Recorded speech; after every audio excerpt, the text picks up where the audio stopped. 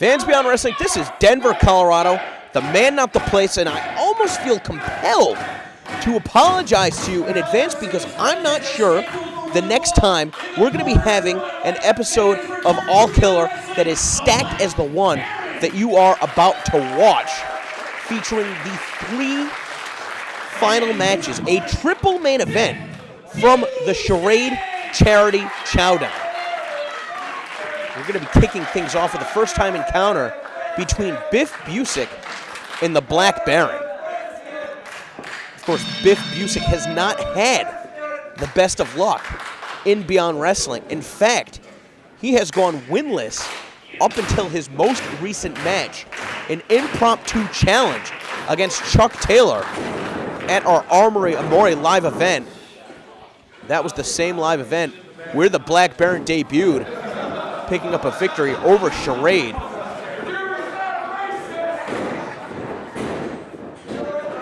I think that Black Baron is in store for a totally different type of match than if he was going up against a competitor with a high-flying style, such as Charade. Rather than waiting for a high flyer to perhaps take one of those high-risk maneuvers,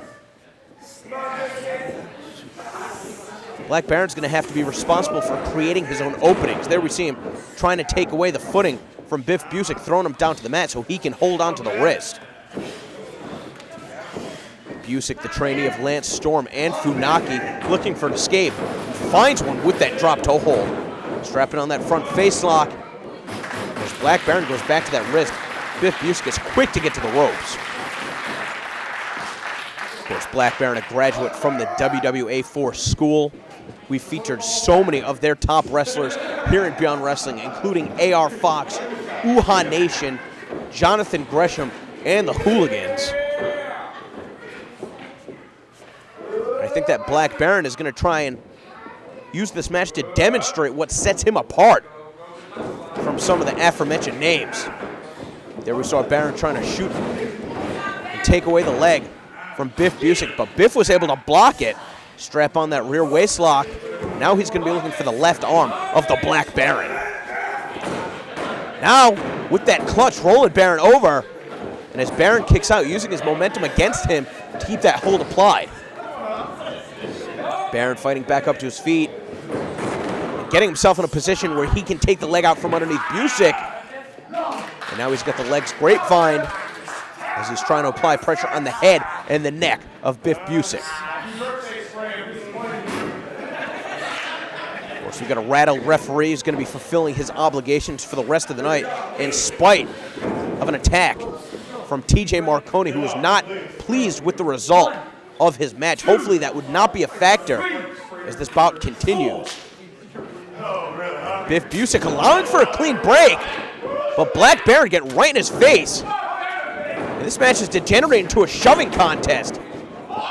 Oh, the power on display from Black Baron with one hand, tossing Biff Busick overhead. Pretty much stopped him in place before chucking him overhead.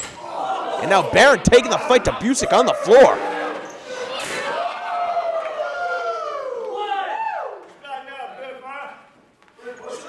Oh! The European uppercut before Biff can respond with a chop, but Baron is right on top of him. And you hear the sounds from the strikes echoing off the walls here at the Knights of Columbus in Bridgewater, Massachusetts. And Charade only a few weeks out from surgery, highly anticipating his return to the ring, joining in on the action. Of course, Busick and Charade, one of the most spectacular matches we've seen at Beyond Wrestling. Both of those competitors pulling out all the stops. And for Charade, it was really a do-or-die situation. I'm sure if he connected with that double moonsault, not only would he have been able to defeat the Black Baron, but he would have cemented his legacy in independent wrestling. But Charade, being one of the most positive individuals I've ever met in my entire life, I know that he's going to have a quick road to recovery as we try and raise money to cover some of his medical expenses here today at the Charade Charity Chowdown.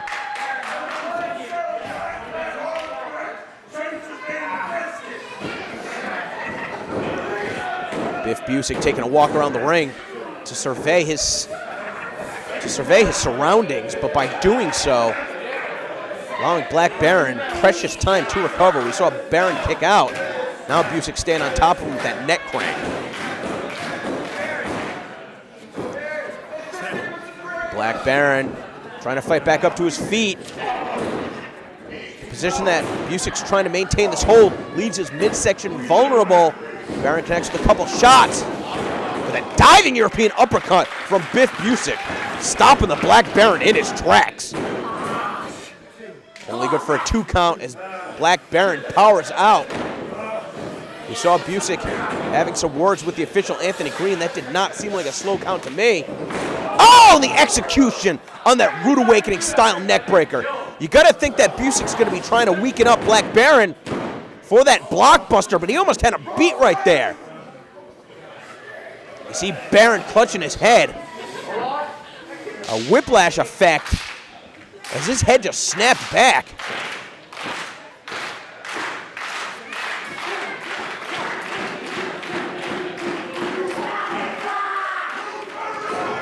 And Busick called for that flying elbow. He telegraphed that.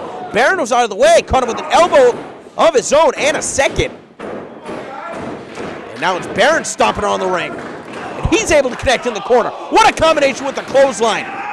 And throwing him overhead with that exploder-style suplex. Baron even hooked the leg, but Busick still kicked out. I think that Busick, now that he's finally had that first taste of victory here at Beyond Wrestling, he doesn't want to let it go. Digging deep to kick out. But Black Baron fighting for his friend Charade. Busick fighting under that hold, caught him so hard with that knee.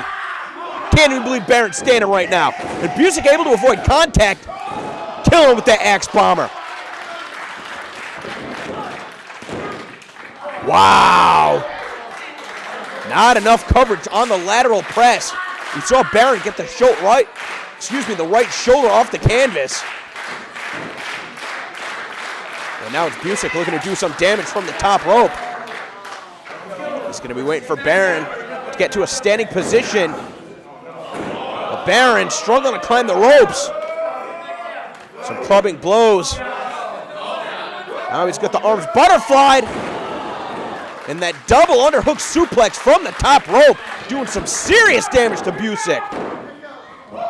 Baron did not have the wherewithal to hook the leg. Otherwise, I think he would have had Biff Busick beaten. Highly competitive match. The type that we love to deliver here in Beyond Wrestling.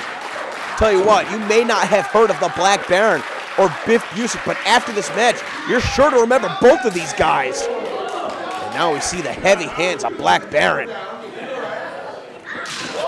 But Busick responding with a left-handed chop. Both of these guys trying to drive the wind out of each other. Such a deliberate shot from Biff Busick. Baron's rushing in, and now he's getting Busick to play his game. We see Busick throwing chops with both hands, now focusing on the left-handed chop. But Baron with a forearm, a chop, a European uppercut. Now an elbow with Busick on the ropes. So he goes in for the clothesline, gets caught with the backslide. Reversal from Busick, followed up with that forearm. Baron charges in, follows him, and Busick turned inside out with that clothesline. Baron's gonna beat 1, 2, 3. That's about as close as it's gonna get.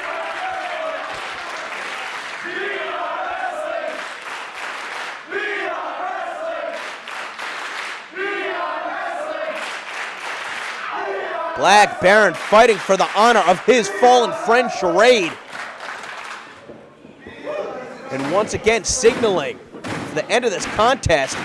And it looks like he's going to be going for a power bomb of sorts. He's got Busick hooked. Oh! But Busick able to escape the attempt of the pile driver. Missed with the kick. He's looking to kick out, and Baron's got the legs hooked. He's not letting go. Look at the elevation on this Boston Crab. He's got the legs twisted and everything. A variation of the Texas Cloverleaf, almost like a Walls of Jericho style Boston Crab. And Biff Busick is forced to give it up. An extremely competitive match with the Black Baron coming out on top. And a performance that has elicited a standing ovation from the fans here in Bridgewater, Massachusetts at the Knights of Columbus. This crowd has come unglued. And what a back and forth effort. The Black Baron picking up his second ever victory here in Beyond Wrestling. Unfortunately, coming at the expense of Biff Busick, who is obviously looking to build momentum after his victory against Chuck Taylor at Armory Amore. And if you're Biff Busick, you almost got to wonder if it's back to the drawing board, but nothing to be ashamed of. Put up one hell of a fight against the Black Baron.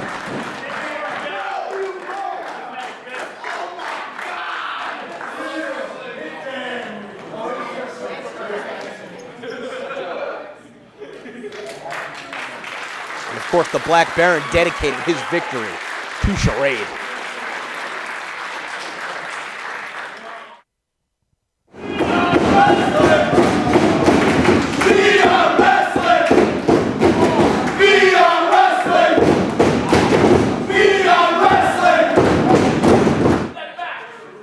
I don't even know where to begin with this one. The #1 ranked wrestler in Beyond Wrestling, Mark Angel, introduced Mr. Touchdown to do some of his dirty work for him. We've seen Mr. Touchdown target Anthony Stone, who served Mark Angel his first ever defeat in Beyond Wrestling. And now it seems as though Mr. Touchdown and Dasher Hatfield are going to try and kill two birds with one stone.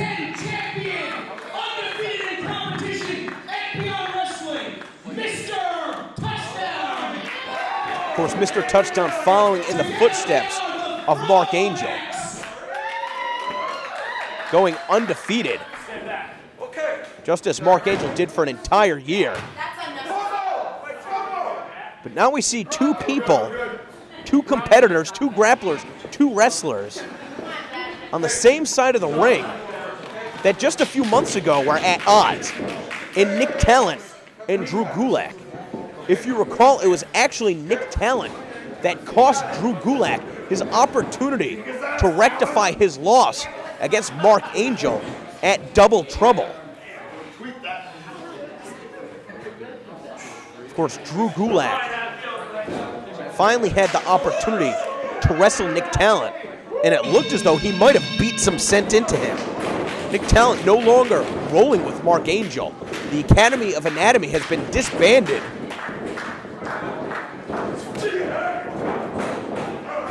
So we see the unlikely combination of Gulak and Nick Talent going up against Dasher Hatfield and Mr. Touchdown. It was back at All Aboard just a couple weeks ago where Nick Talent donned that Max Raptor persona to go up against Mr. Touchdown. Of course, Talent demanding a match with Mark Angel. Angel telling him he was going to have to go through Mr. Touchdown first. Max Raptor coming up on the losing end of things. So Talent once again having to get his hands on Mr. Touchdown. Of course, we see Drew Gulak and Dasher Hatfield starting things off. Poor Dasher Hatfield getting thrown in the mix. Very respectable individual and just as talented. Competitor through and through, just going to be looking to pick up a victory here in Beyond Wrestling, keeping up his winning ways.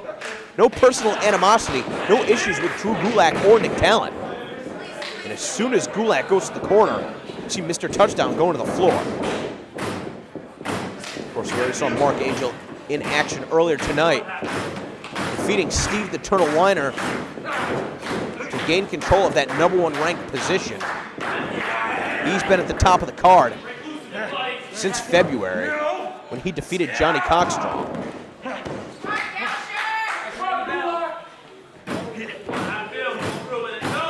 Of course, Drew Gulak on his campaign, not only in CZW, but also in Beyond Wrestling. try and defeat anybody that has defeated him since he made his debut.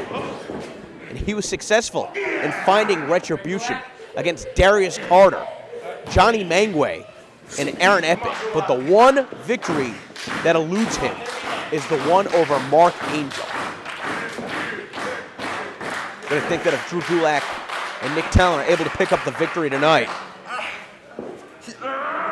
Mark Angel will have no choice but to face Drew Gulak one-on-one. Drew Gulak trying to keep control of that baseball-looking head of Dasher Hatfield. Of course, when you control the head, you control the body. You see the strength on display from Dasher Hatfield, but he brought Gulak to the wrong corner. Nick Talon almost stumbling right there. Seems to be concentrating more on Drew Gulak than Dasher Hatfield. I don't think that Gulak and Talon really want to team with each other tonight. As the old saying goes, the enemy of my enemy is my friend. Nick Talon now pulling away at the chin of Dasher Hatfield, trying to keep him down on the mat. I'm not sure if, honestly, that's the best move. Dasher Hatfield has been trained extensively in that scientific mat wrestling at the Chikara Wrestle Factory. And there we see as he brings Talon to the mat. Instead of looking for a hold, he's going to be bringing in Mr. Touchdown. Gulak wants a piece of Touchdown. The official not allowing it.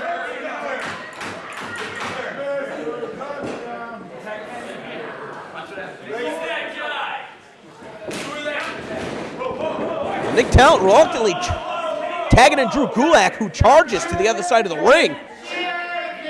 And Mr. Touchdown wants nothing to do with it. Mr. Touchdown wasting some time here. Come on, Touchdown, get back in the ring and fight him. Touchdown risking being counted out right here. He does not want to get in the ring with Drew Gulak.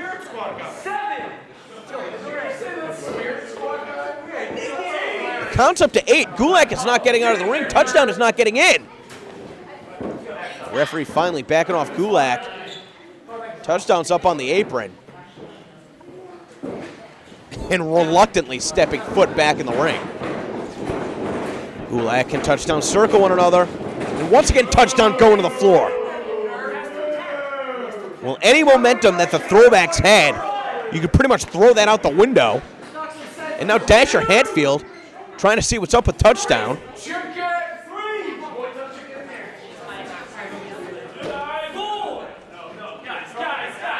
And now Talon trying to get Touchdown to get back into the ring. Dasher trying to be the voice of reason right here. And at the 7 count, Angel's back up on the apron.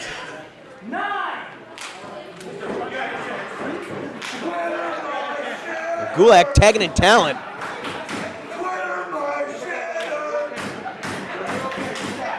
And it looks like Mr. Touchdown is going to be a lot more confident going up against Nick Talon. Of course, he knows he's already beat him.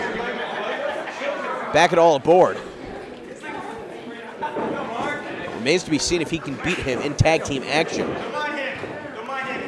Of course, going back to Armory Memorial, which was just a few weeks ago as well, it was Nick Talon teaming up with TJ Marconi against Darius Carter and Mark Angel. That was really where we saw the implosion of the Academy of Anatomy.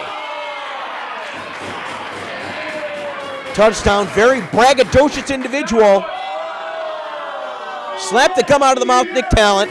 Put it in his own, just to spit it back in his face. Well, it was Talon's gum to begin with. Putting it in his hand and now slapping Touchdown in the face. Talon unloading on Touchdown. Going to send him across the ring.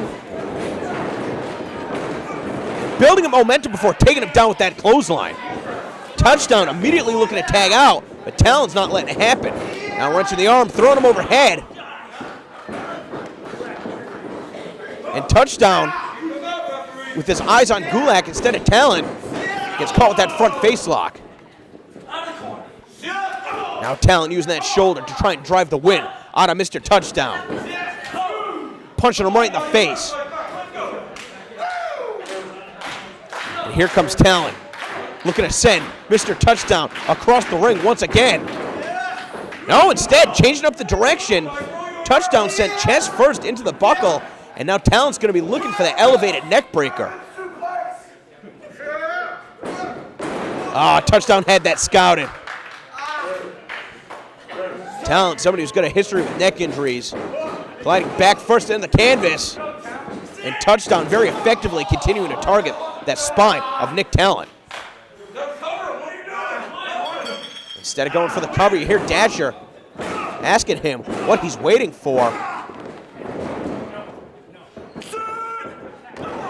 Touchdown pointing at Drew Gulak and hitting that signature splash combination. 5 splashes and still not going to pin Talon. Instead looking to pose in the center of the ring.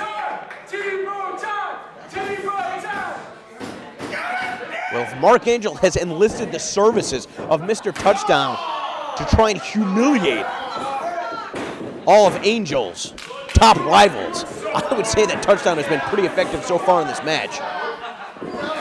Dasher Hatfield looking for a piece of the action. Instead of taking the cheap shot, though, going to the schoolboy pin. And you almost got to wonder if Mr. Touchdown went for the pin 30 seconds, 45 seconds, 60 seconds ago.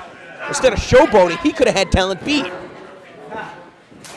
Now that underhanded chop from Dasher Hatfield, enough to take Talon off his feet. Now looking to send him in the corner. And here comes the charge from Dasher. Connect with the elbow, a shot to the midsection. Now scooping up Talon for that body slam. No, instead hooking his legs in that Tree of Woe style position. Gulak arguing with the official. Oh! The boot right to the jaw. Talon might be out. Well, Dasher's safe. I don't know if I can say the same for Talon. Talon just managing to get the right shoulder off the mat. A very effective pinning combination from Dasher Hatfield, too. Talon had to expend a lot of energy kicking out of that. Dasher Hatfield switching up his strategy. I thought he was going to be looking for that Tree of Woe once again. Instead, positioning Talon so that Touchdown can slingshot himself in and connect with the elbow. Touchdown doesn't really seem like he wants to do a lot of work in this match. Dasher slingshotting himself in the ring right into the Oklahoma roll. And the hands clasped, but Talon once again kicking out. Talon about 5 or 6 feet away from Drew Gulak looking to tag out. But Dasher Hatfield instead grapevining the legs, making Talon carry his weight.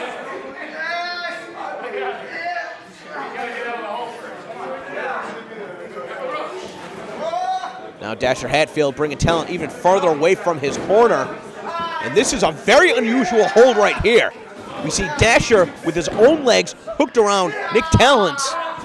And really the point of pressure right here is going to be on the side of the left knee. And of course, there's so many ligaments, so many tendons in the knee. And when the knee is at its most vulnerable, it's not when it's bending up and down, but when it's being pulled from side to side. Dasher Hatfield knows that. And he's going to be trying to do some damage to the inner workings of Nick Talon's knee. Still trying to stretch it, trying to hyperextend it. When you do a lot of strain to those ligaments, it makes it very difficult to walk. Of course, Nick Talon, he's a strong competitor. And Touchdown, he's got a hold applied to Nick Talon, but that comes at the expense of the well-being of Dasher Hatfield. When the position was reversed, that ended up causing a great deal of pain to Dasher Hatfield's right leg. I don't understand this Touchdown guy. It seems like Touchdown only cares about one thing, and that's doing the dirty work of Mark Angel, even if it's at the expense of his partner in the Throwbacks. Well, that's the hand that Nick Talon wants to tag out with. And it just got stomped to the mat. Now Angel holding Nick Talon upside down with that stalling vertical suplex. Now with just one arm, slamming him down like that jackhammer. course, one thing that Nick Talent has to keep in mind is that he does not have the fans of Beyond Wrestling in his corner. He's not going to be able to feed off that energy for a second win. And that comes as a result of his past history, his alliance with the Academy of Anatomy. And you can never underestimate the power of having the fans in your corner, because Nick Talent has been on the receiving end of an effective beating for the Throwbacks, going on over 5 minutes at this point. Dasher Hatfield, once again, instead of taking a cheap shot, you see a pinning combination where he's sitting on the chest of Nick Talent and pulling up the legs. But Talent's been able to kick out both times. Tell you what, though, Talent cannot take much more of this 2-on-1 beating from the Throwbacks. I think he's realizing that, connecting with a couple of forearms, but a moment of hesitation, and he's taken down with that tilt-whirl backbreaker. And Dasher Hatfield just working circles around Nick Talent. Talent able to slip out the back door and connecting with that spinning facebuster. Finally, we see that moment of equalization. But who's going to be the first to get to their corner? Is it going to be Talent, or is it going to be Dasher Hatfield? Dasher tags in Mr. Touchdown, but here comes Drew Gulak, and Touchdown has no choice but to get hit in the face with a couple clotheslines, and a third. Gulak is livid. Gulak with a body slam in the corner. I don't even think he cares if he picks up a victory. He's looking to send a statement to Mark Angel. Touchdown clutching his shoulder. Gets caught in the chest with a chop. Now sent across the ring into the buckle. Gulak almost took his head off. Oh, the same idea with a shot to the back of the neck.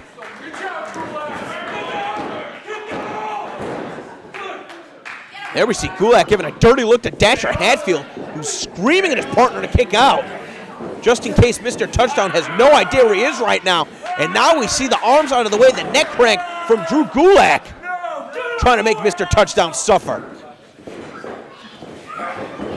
He tried to put his head in between his legs for a pinning combination. Touchdown was able to block that, and he bought himself a couple extra seconds. Now trying to send him face first into the buckle. Successful in doing so, and looking to position him on that top turnbuckle. You can only wonder the type of damage that Gulak is trying to dish out from this position. Gotta think maybe a top rope superplex or even worse. Gulak trying to bring Angel up to that top rope.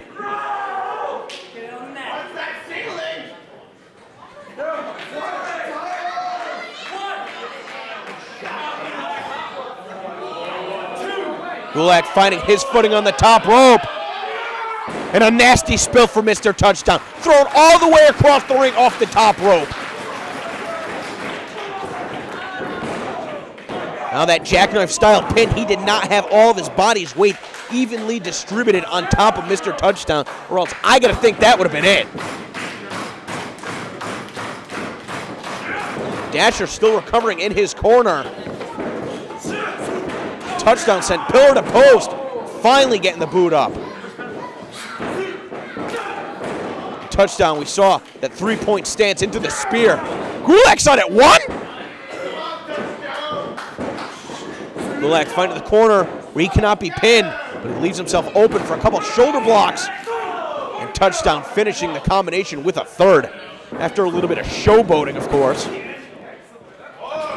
Gulak avoiding contact in the corner, escaping to the apron, connected with a forearm, and now Gulak is going to be looking to fly. Going to think he's going to be trying to connect with that diving clothesline, and Dasher pushing Mr. Touchdown out of the way. He gets caught with the flying clothesline from Drew Gulak. You see Gulak assessing the situation. I don't think that was the man he was looking to target. But the pop-up spinebuster finds the mark. Touchdown 1 second away from picking up a victory. We've seen Touchdown throws opponents literally through the ceiling here at the Bridgewater Knights of Columbus with that maneuver. Now Talent trying to drive Mr. Touchdown face first with that snapmare driver. But Dasher Hatfield with an elbow to the temple of Nick Talent. And he's keeping this match alive for the Throwback team. Dasher with a forearm, and again, Talent rocking up with that European uppercut. And with a sense of urgency, tagging out to the fresher Drew Gulak. Gulak looking to target Dasher Hatfield. Well, this is something I didn't expect to see, some tandem offense. But Dasher Hatfield putting on the brakes, sending Gulak and Talent into one another.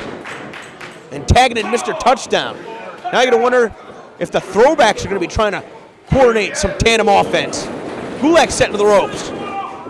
Caught in the midsection. Oh, the facebuster. The facebuster from Dasher Hatfield. And it looked like Angel was going for the suplex into the cutter. Excuse me, Angela Setti. But now Gulak slipping through the back door. And Touchdown tapping out to the Gulak.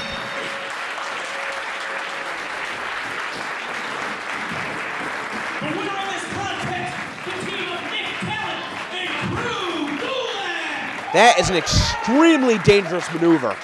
You're going to think that if Touchdown didn't tap out, it would have been a matter of seconds before he was asleep. Perhaps most importantly, Drew Gulak has done what Anthony Stone did a few months ago, and that is breaking one of the longest undefeated streaks in Beyond Wrestling. Since Mr. Touchdown debuted, he had won every single match against all comers until now. Drew Gulak and Nick Talent have handed Mr. Touchdown his first ever defeat in Beyond Wrestling.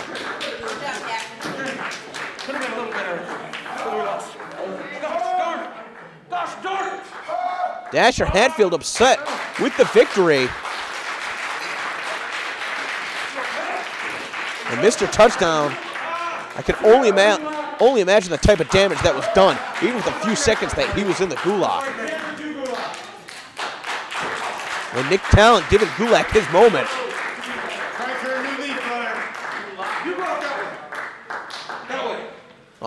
Uncharacteristic of Dasher Hatfield. Didn't take any cheap shots during the match, but was looking to use his baseball bat as a weapon as Talent went to the back.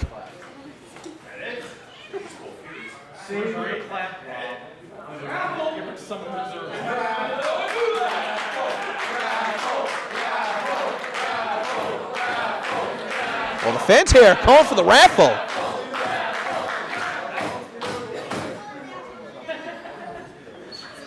Rough, ready, and rambunctious.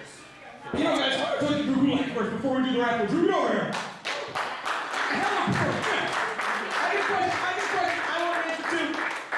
Let's hear what the rest of everyone answers. Come on. So informal. It's so informal. Oh, I'm sorry. But you know what? If you want to answer any questions, that's fine. Looks like somebody's got some questions for Drew Gulak. A hell of a match. When you came to Beyond Wrestling last year, you were defeated by 4 men. You have since avenged those losses with everybody except for one person. Everybody except for Mark Angel. You may have handed Mr. Touchdown his first defeat at Beyond Wrestling ring tonight, but you have not beaten Mark Angel. Did I beat Mark Angel tonight? Until you get a definitive yes from this crowd, I think it's up in the air. I should get a shot at Mark Angel then, right? Well, that was what I was going to ask you. Drew Gulak, the next time that Beyond Wrestling returns to Southern New England, once and for all, do you want to settle it? Do you want a match with Mark Angel? Well, how could he say no?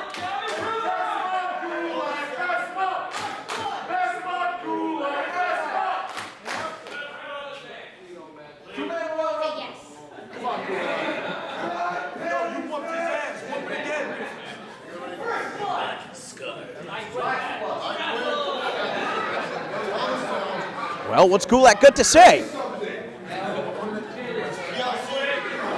If you believe you didn't watch it, do it again. Drew, would you say that I am best known from coming from a company that's known for shedding the rules sometimes?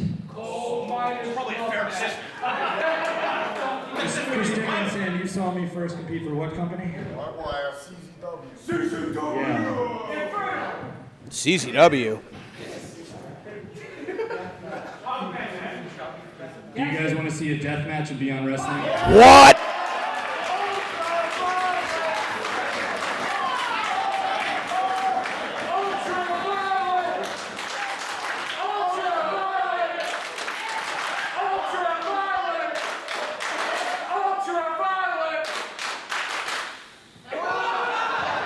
Talk about getting put on the spot. I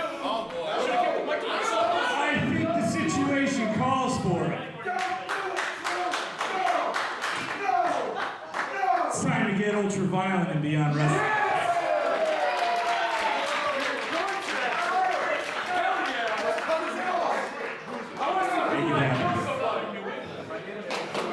I mean, that's a lot to think about. I mean, if it's something that you guys want to see, I'm gonna have a hard time saying no.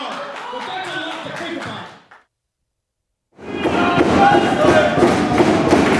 Beyond wrestling! Beyond wrestling! Beyond wrestling! Well, as we head into our main event, what about the challenge that was just laid down by Drew Gulak to Mark Angel? He wants to settle the score once and for all in an ultra-violent death match. He's willing to put his body through that risk, that torment, to finally pick up a victory over Angel. Unbelievable. Of course, now we've got the king of the multiple fall matches, Aaron Epic. He's going to be going up against Eric Corvis. Of course, Eric Corvis, The winner of the first ever tournament for tomorrow, Eric Corvis was originally scheduled to go one-on-one with Aaron Epic at our All Aboard event in Long Island, New York, just a couple weeks ago. And when things were not going his way, we saw his former partner in the Garden State Gods, Mike Quest, jump the rails and attack Aaron Epic. An impromptu tag team match was set up for later that night, but it was Eric Corvis and Mike Quest of the Garden State Gods picking up a victory.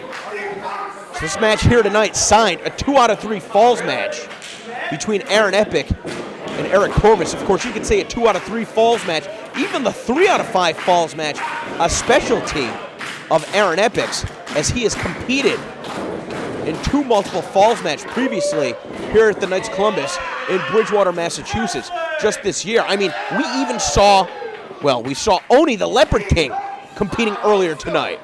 So Aaron Epic proving a point that his conditioning is at the top of his game, as we've seen a drastic change of attitude out of Eric Corvis over the past couple of weeks. And you got to think that it does not sit well with Eric Corvis that he was pretty much in a position where he could have been stabbed by Danny Only at our Double Trouble live event in Cleveland, Ohio back in June. Multiple attempts were made to bring justice in that situation, but the fact of the matter is Danny Only is in Afghanistan.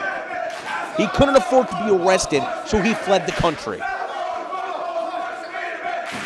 And if Eric Corvis happens to be watching this, I'm not really sure what else he would expect Beyond Wrestling management to do in this instance. What's Corvis doing right now? Going after that's one of Anthony Stone's kids. You would think that he would be a little bit more focused on the task at hand, which would be defeating Aaron Epic. I don't know what is going on right here. And throwing away the touchdown football. Mr. Touchdown's football said Anthony Stone's kids can't play with that. Now getting right in their face. What is Eric Corvis' problem? This guy's got a wild hair across his ass.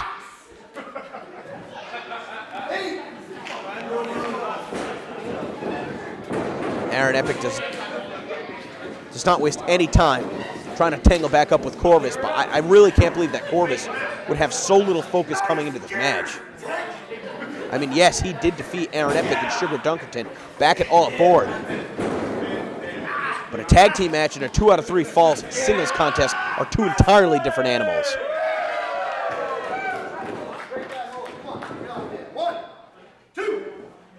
Corvis not even looking for a counter, just going right to the ropes but the referee will force an escape. Corvis and Epic tying up once again. Epic once again with the upper hand. Now he's got that arm hammer locked. Corvis able to find an escape this time with an elbow right to the side of the head. Epic responds to the forearm of his own. One thing that cannot be understated about Aaron Epic is that he is so calm, so cool, and so collected at all times in the ring. I mean, sometimes you'll even see this guy crack a smile. He absolutely loves what he does, and he's one of the most focused competitors. Very, very hard to throw Aaron Epic off his game plan, off his strategy. And that's what makes him one of the most successful wrestlers in Beyond Wrestling. The winner of the first ever tournament for tomorrow.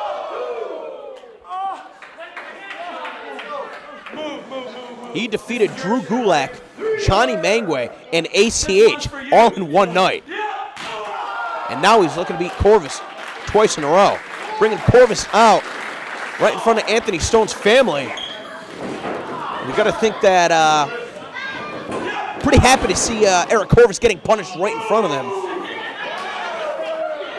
Of course, Aaron Epic now signaling for a dive. He's looking for that basement-style drop kick to perhaps reposition Corvis, but he got caught. Corvis just set on the back first in that wheelbarrow position, German suplex style, to the hardest part of the ring.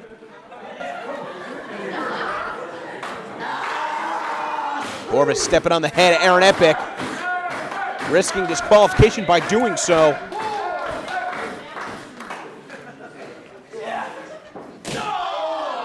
Now a thunderous chop to the chest of Aaron Epic, and Corvis is done. Oh, firing off another shot. Honestly, I'm a little bit surprised that Epic isn't trying to get back in the ring. Perhaps he thinks he can create an opening for himself on the floor. Now Corvis with Epic in position right here. And it looked like Epic was going to be trying to slide under Corvis. Instead, Corvis realizing that and going for the eyes.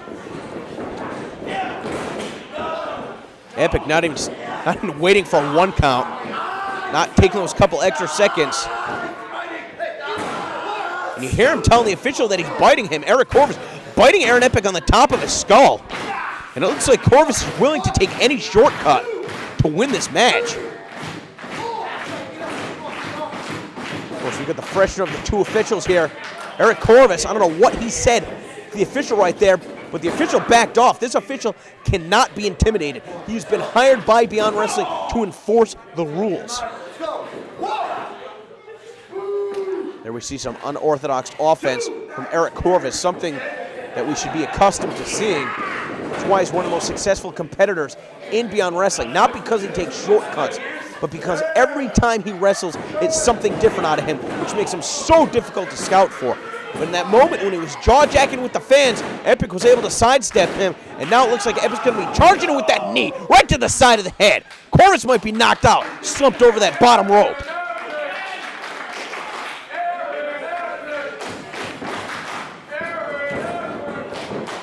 Epic going for a pin. Corvis on it too. Corvis caught right in the face with that kick. Epic quick to get back into a pinning combination. Corvis once again on it too. Now Aaron Epic hammerlocking that arm, applying pressure on the elbow and the shoulder as he tries to grab the right arm of Corvis. He's got the knuckles hooked. And now looking to just hyperextend the right arm of Eric Corvis. Corvis favoring both of his arms. And Epic just stomping away at the hand. Of course, Epic looking for retribution not only for himself, but also for Sugar Dunkerton, who we saw victorious tonight in singles action against Chaka. I don't think there's any question that both members of the KOA are just as capable in singles matches as they are in the tag team bouts. You hear some of the fans asking to raffle off the arm of Eric Corvis. Corvis comes charging in with the clothesline, Aaron Epic's got him hooked. Corvis with the strength to reverse on the backslide attempt, and now just centered Aaron Epic face first to the buckle, able to connect with the desperation super kick. Easy for me to say. And now choking away on Aaron Epic.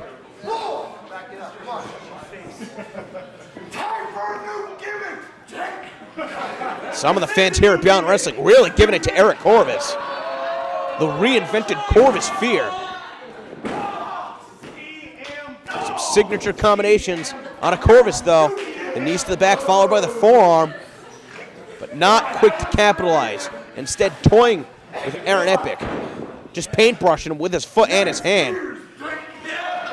But Aaron Epic still maintaining his composure, not getting frustrated. After rattling off some chops, though, he got caught. The inverted atomic drop and the spine buster.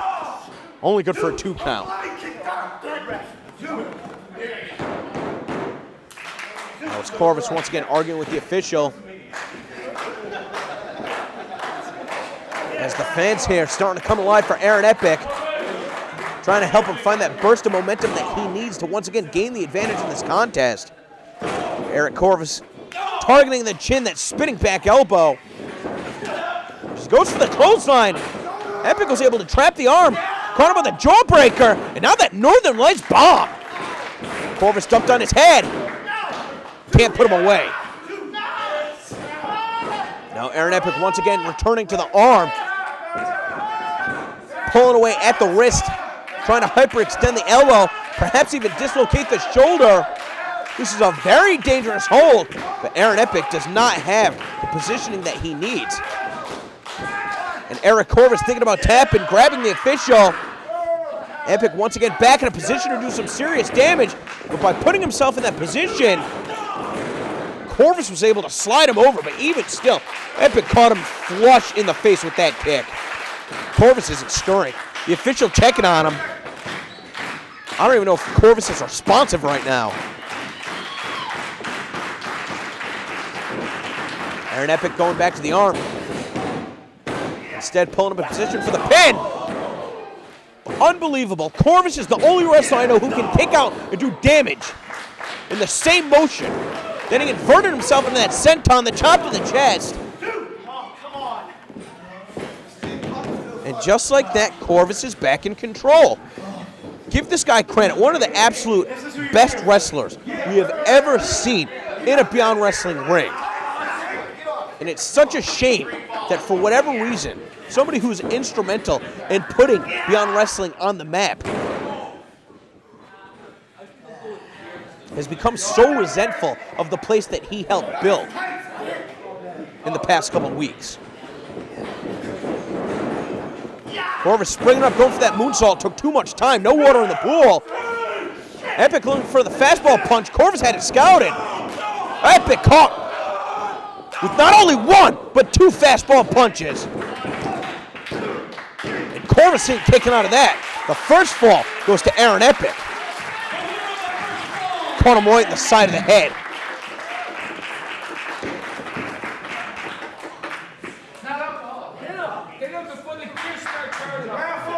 Now Aaron Epic doing the valiant thing, giving Eric Corvis the opportunity to get back up to his feet.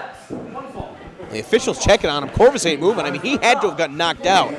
If not by the first, definitely by the second punch. Now the official calling for the bell to start the next fall, but... Oh, and as soon as the bell rings, Eric Corvis, he was playing possum. Epic was going for a kick. He was able to roll through from the snapmare driver attempt. What a combination out of Aaron Epic. Trying to hoist Corvis up on his shoulders. Corvis fighting out. Oh, but Epic connecting with that lightning spiral. Going to the pin. That was a close call. That would have been a quick second and decisive fall.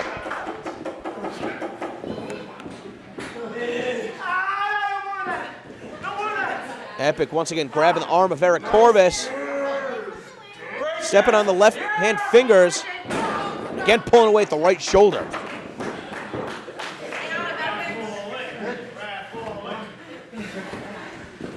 So far, a very deliberate attack out of Aaron Epic again, keeping his concentration. Corvis trying to fight back. Epic charging in. This is with that clothesline. Corvis elevating him and taking him down with that German suplex. All impact, not bridging, but instead, the time wasted to get into the pinning predicament could have been the deciding factor. What's going on right here? He just threw Anthony Stone's kid on the floor. Trying to bring a chair in the ring, which isn't even legal. And then we see Anthony Stone getting in Eric Corvis' face, as he rightfully should. Is this guy berserk going after people's kids? How badly does he want to win? I mean, that's a little extreme. Oh, and as the official's trying to get the chair out of the ring, Aaron Epic caught low. There we see the springboard ace crusher. And Eric Corvis, of course, cheating, causing a distraction, causing a scene, a commotion with Anthony Stone's kids. And then the official trying to move the chair out of the ring. The official not even able to move it out of the ring. As soon as he saw that there was a pin going on, turned around. We've still got the chair in the corner as Eric Corvis has tied this up. That's who you're cheering for. You were like here for like 5 minutes ago, so shut up. Yeah, but now I'm winning. Well, the official checking with Aaron Epic, and I don't think that he's playing possum. I think that his lower extremities are probably killing him right now because he got kicked right in the balls. Clear as day to you and me. Unfortunately, the official's back was turned. And Corvis just trying to position Epic in the corner. A very awkward position to snapmare somebody. I think Epic trying to do his best to look behind him to see what Corvis has in store for him. See if he can find a reversal. And Eric Corvis was looking for that cross body, instead catching the steel post. Aaron Epic using the ropes to bring himself back up to his feet. A flying knee finds the mark. And with a sense of urgency trying to bring Corvis back to the ring where he can pin him. Hook in the leg. Corvis is out at 2. And the official get out of the way. Comes charging in with that flying forearm. Taking Corvis down with that STO. The impact right into the pin. And that might have been Aaron Epic's best attempt to win the third and final fall. Going for the fastball punch once again. But Corvis able to kick out the leg. Slapping Epic on the face. And connected with that shiny cutter. This is how he beat Aaron Epic in the second fall. This time the cutter's only good for 2. Aaron Epic really having to dig deep here. Now just trying to find some separation. Missing with the STO attempt. Gets caught right on the side of the head. He's just shrugging it off. A slap to the side of the face and the small package driver. That's going to be one of the most effective maneuvers in all of independent wrestling.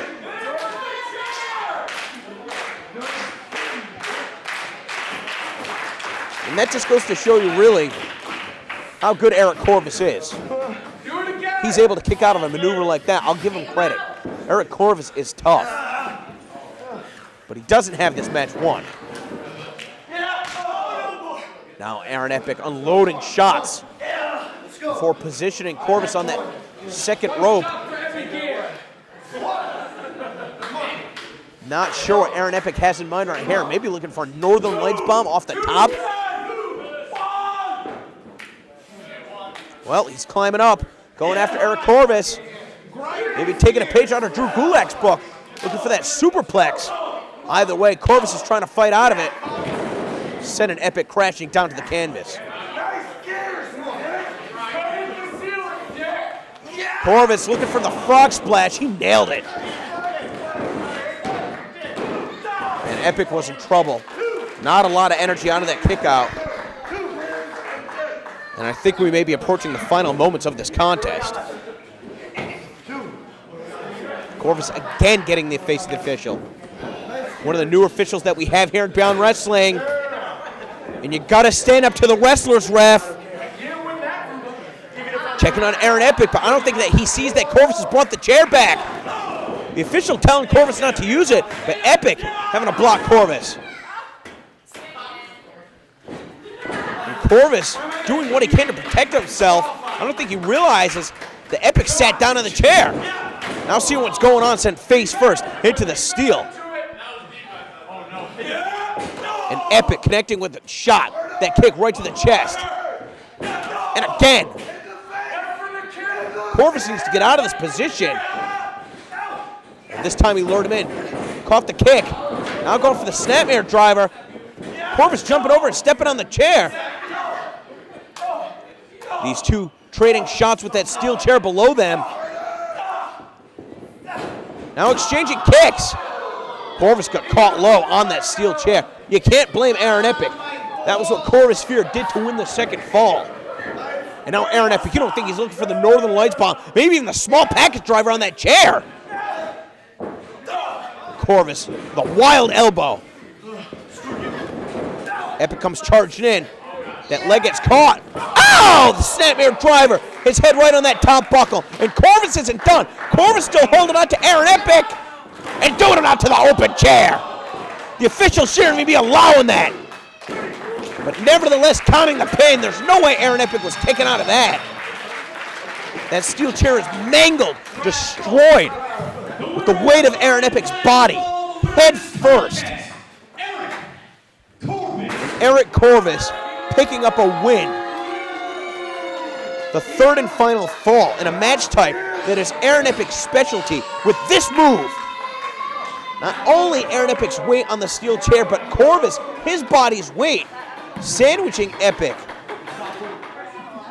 Man, that was a bad, bad move. Epic! All you did since Long Island was tweet and Facebook about how fat and out of shape I was, about how hard you train and how hard you fight. Today was one of the biggest days in your Beyond Wrestling career. And today you leave disappointed. You will remember this day for the rest of your life. But to me, it was just another Sunday. Well, Corvis proving that all the conditioning in the world can't save you from a wrestler that is willing to resort to underhanded tactics, willing to cheat in order to pick up a victory. Truly not in the spirit of Beyond Wrestling. This is really a very different side of Eric Corvis than I think we've ever seen here in Beyond Wrestling.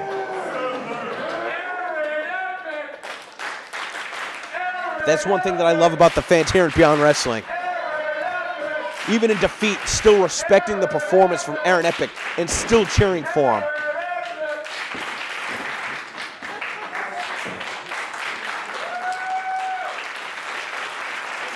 And fans, I really appreciate you tuning in to All Killer Episode 11. If you haven't yet, check out Episode 9 and 10 to see the complete charade charity chow down event.